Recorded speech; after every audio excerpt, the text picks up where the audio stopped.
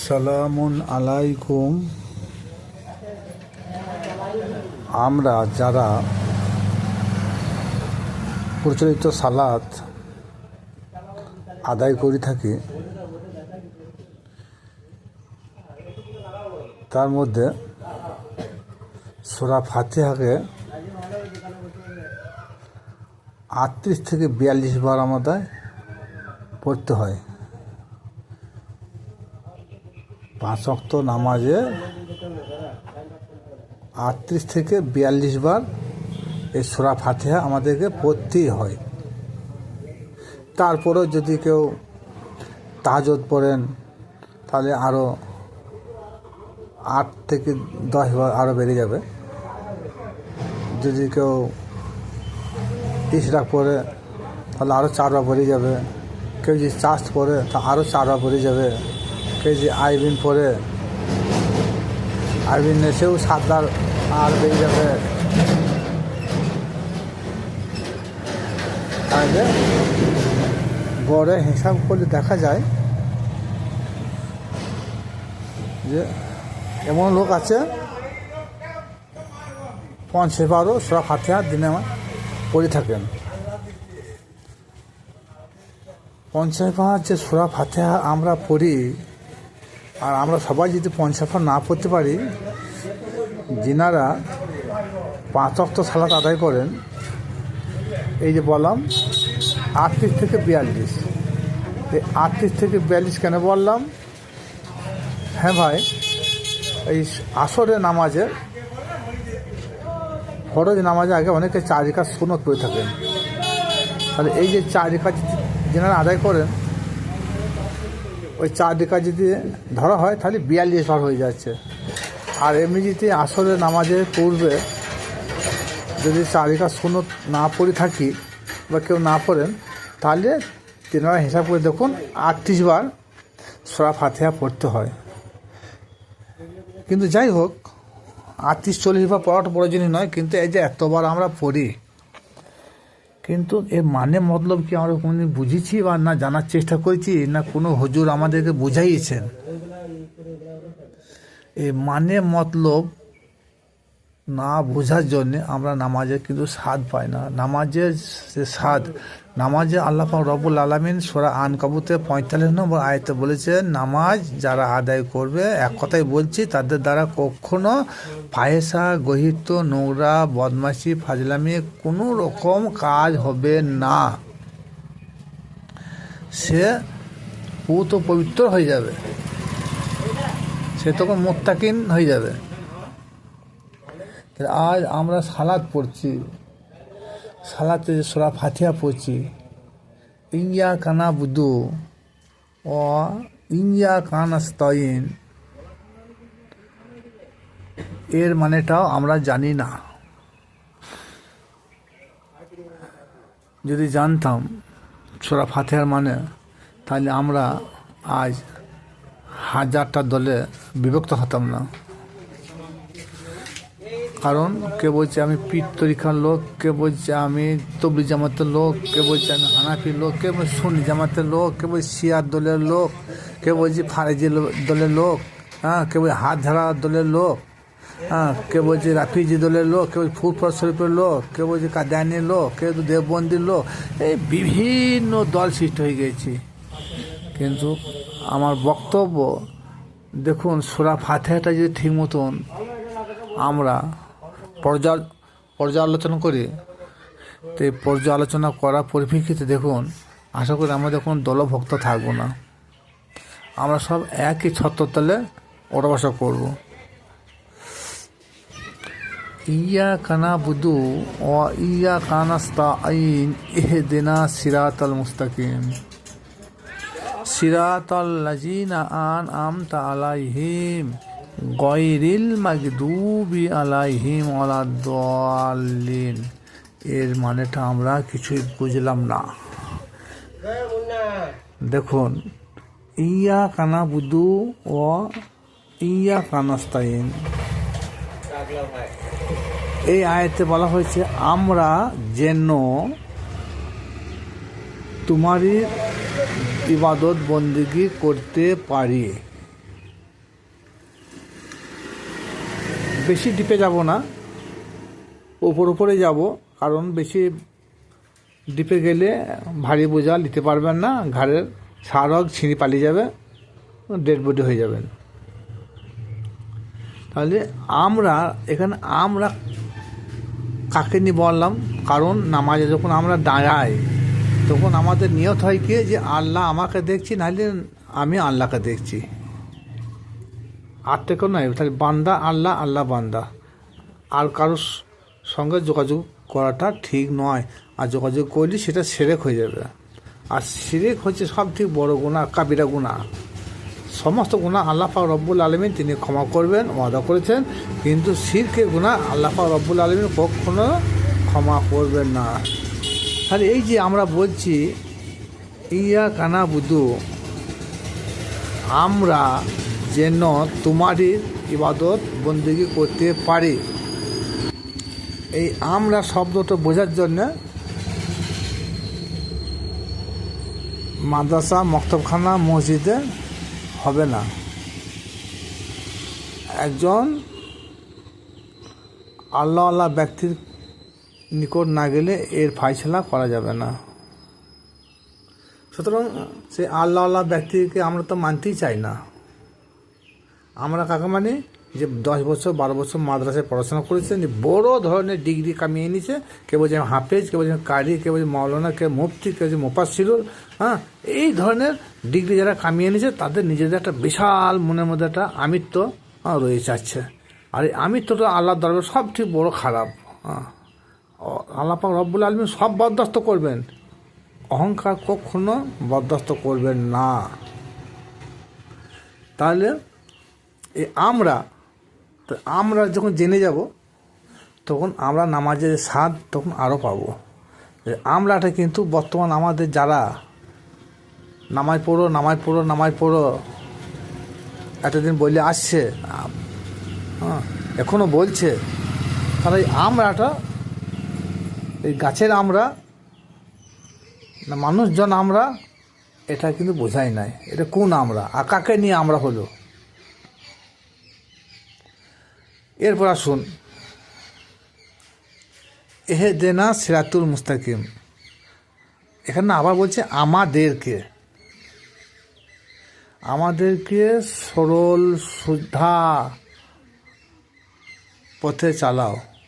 এই সরল বা সিধা পথ বলতে কি বোঝানো হয়েছে?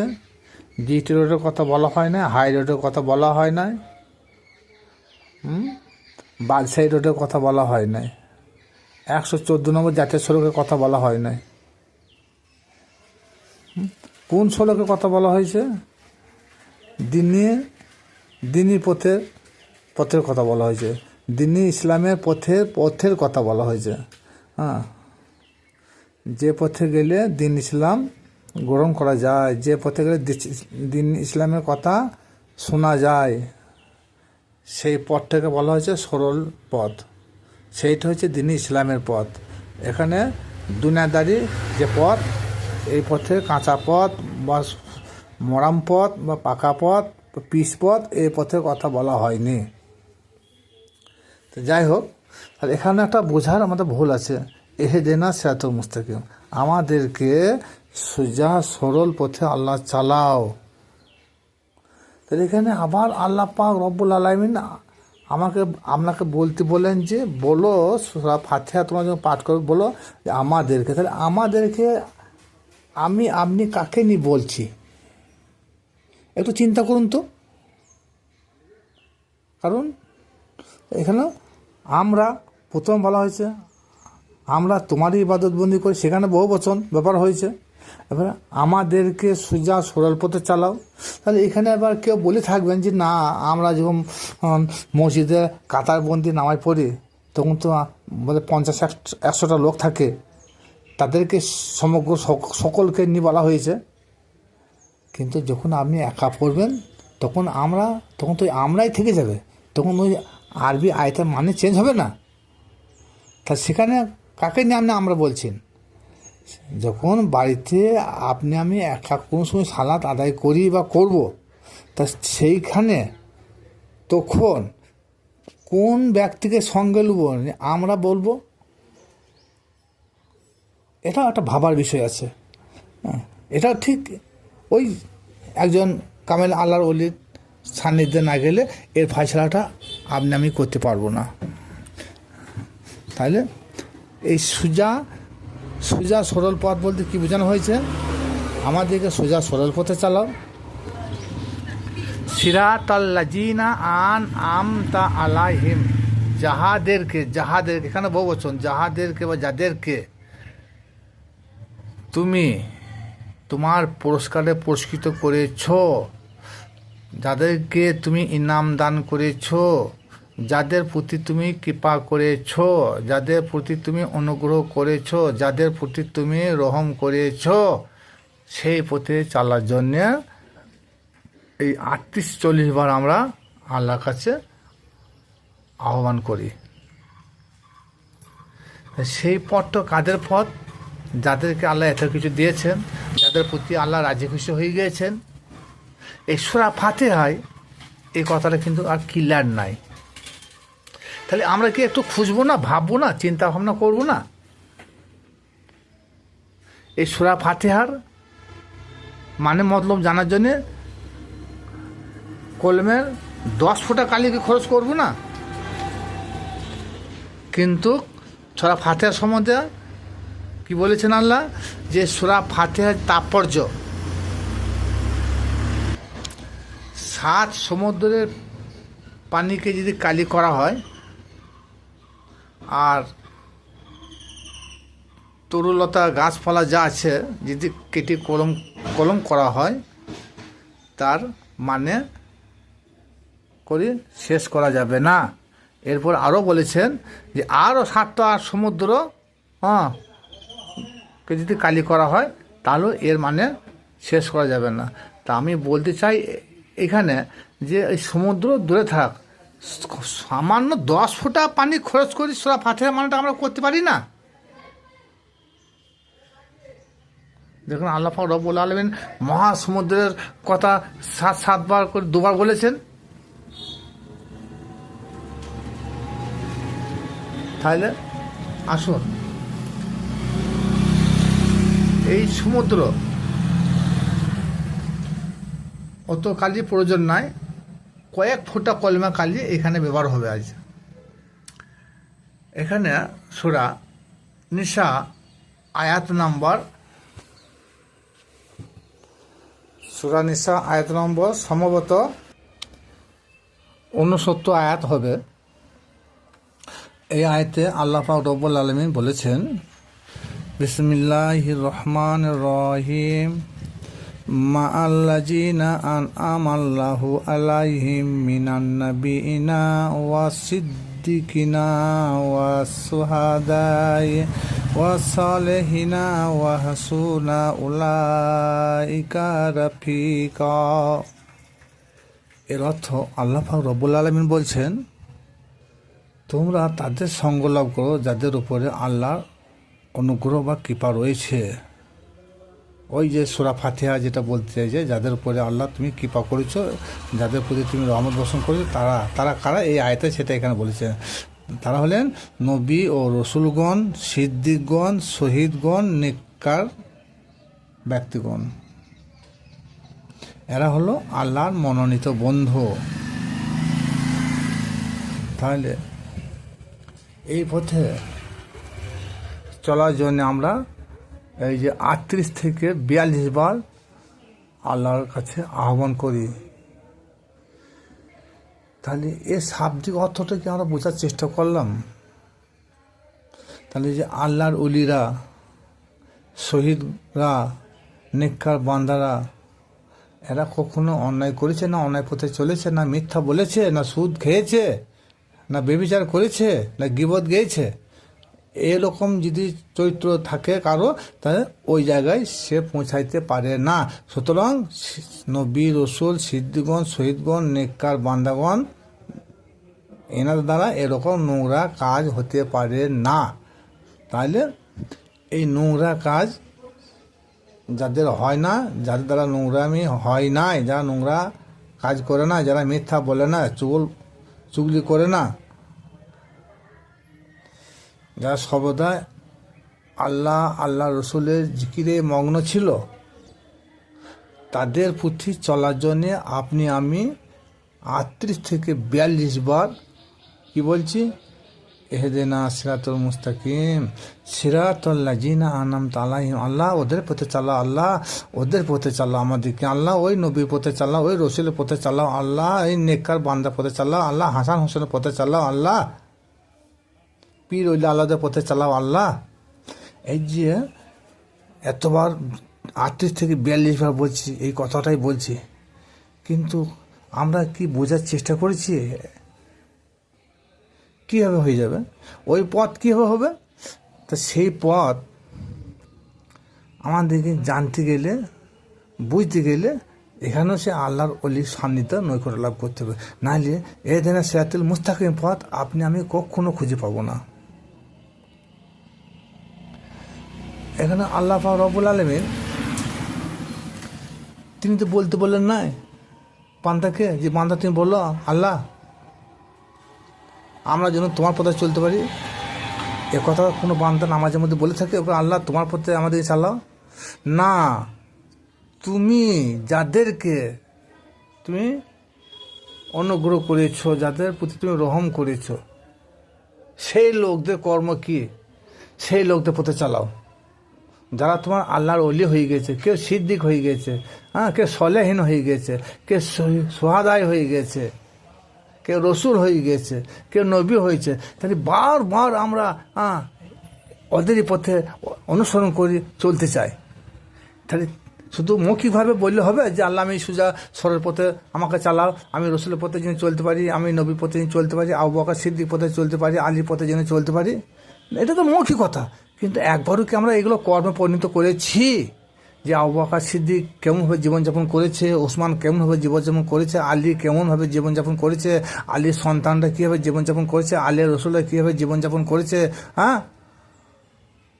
আল্লাহর উলিরা কীভাবে জীবনযাপন করেছে, একবারও আমরা ভিতরে ঢোকার চেষ্টা করি না। আর আমরা যদি ভিতরে ঢুকতাম আর সেই কর্ম যদি আমরা করতাম, তাহলে কি আমরা এই হাজার দলে বিভক্ত হতাম না। কারণ আমরা এই মানে মতলব বুঝতে পারি না বলে তো আমরা হাজার দলে বিভক্ত হয়ে গেছি না। তাহলে ও পীরপন্থী, ও জামাতি, এই ধরনের আমাদের মনোভাব থাকতো না। কিন্তু তাহলে আমরা নামাজের মধ্যে কি বলি, সম্পূর্ণ মিথ্যা বানোয়াটি কথাবার্তা বলে থাকি। নামাজের মধ্যে সম্পূর্ণ মিথ্যা ছাড়া সত্য বলি না। কারণ যেটা বলি সেটা মৌখিকতাভাবে বলি, সত্য অন্তর থেকে বলি না। অন্তর থেকে যতক্ষণ আপনি আমি সত্য প্রকাশ না করেছি, ততক্ষণ পর্যন্ত ওই সত্যটা আল্লাহ পাক রব্বুল আলামিনের দরবারে গ্রহণযোগ্য হবে না। সুতরাং এই সূরা ফাতিহার এই ধরনের সিরাতুল মুস্তাকিম পথ, ইয়াকা নাবুদু ওয়া ইয়াকা নাস্তাইন, এর মানে আমরা যদি জানতাম তাহলে আমরা নিশ্চয়ই আর এই যে হাজার হাজার দলে বিভক্ত হতাম না, আর নামাজে স্বাদ পেতাম। নামাজ পড়ার পর আমরা বিভ্রান্তিতে পড়তাম না। আমরা মসজিদ থেকে নামাজ পড়ে আসছি আর বিভিন্ন ধরনের ফেতনা ফ্যাসাদে অন্যায় অত্যাচারে জড়িয়ে যাচ্ছি। তাহলে কি হচ্ছে?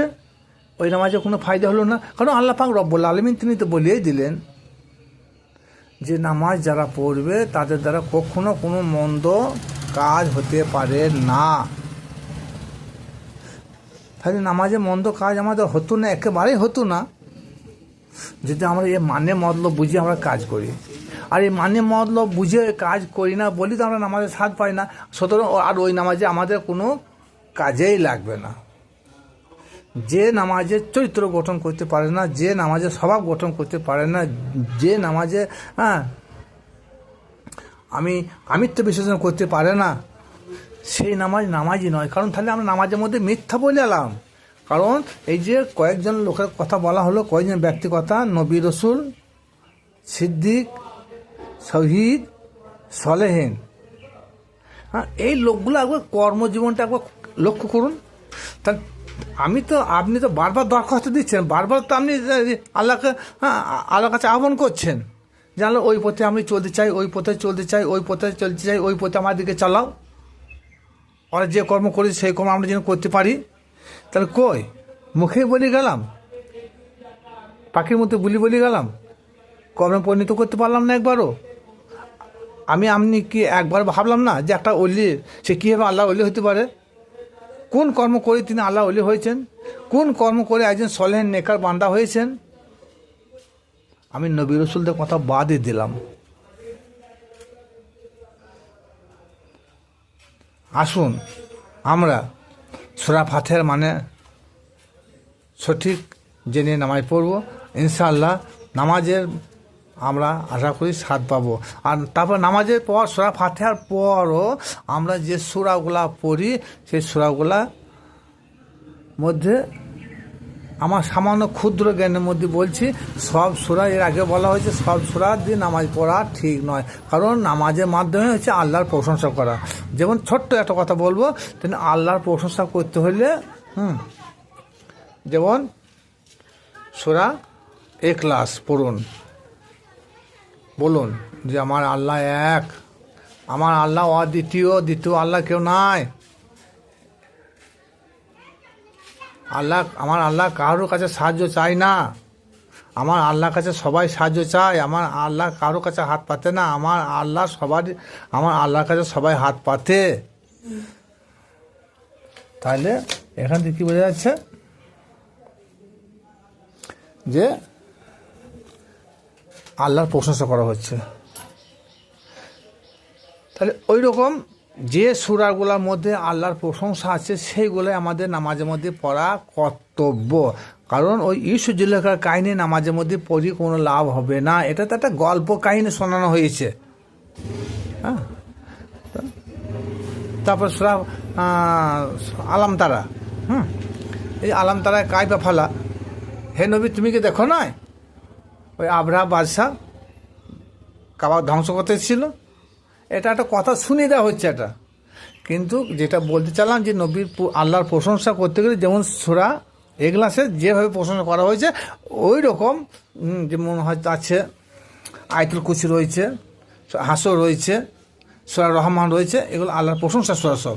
এই ধরনের সূরাগুলো বেছে বেছে একটা জ্ঞানী লোক দিকে বাছাই করে নিয়ে নামাজের মাধ্যমে পড়লে আমার সামান্য ক্ষুদ্র জ্ঞানে মনে হয় যে আমাদের নামাজের মনোযোগীটা বেশি হয়ে যাবে।